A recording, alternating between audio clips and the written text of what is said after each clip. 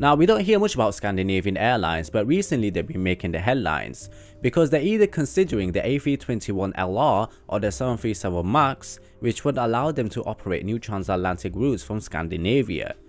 Now, currently the airline has a mix of the A320 family, the 737s, the A330s, and also 8 orders for the A350-900.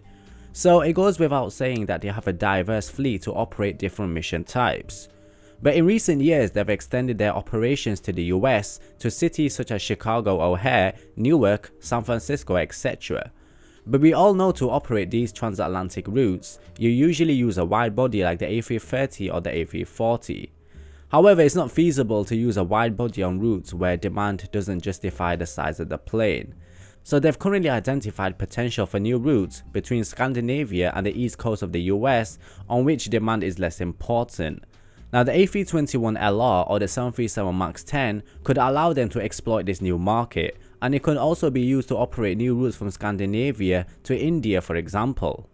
Now, although no orders have been placed at this moment in time, the most likely hint is that they'll go for the A321LR, considering that most of the fleet will consist of Airbus planes after the A320neos have been delivered. Now, this means the workforce will be familiar with the Airbus planes and, of course, huge discounts by Airbus. But I'm guessing that's not really the main motive of the airline, but it's about what can get the job done, and in their eyes, the A321LR stands worthy. But what will be very interesting is that if the airline did order either of the planes, then it will be very similar to what Norwegian Air operates, because they also fly to the US using the MAX 8.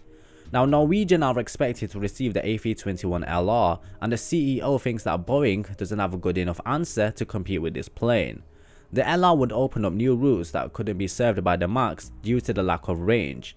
But in terms of Scandinavian Airlines, the A321LR seems like an excellent choice.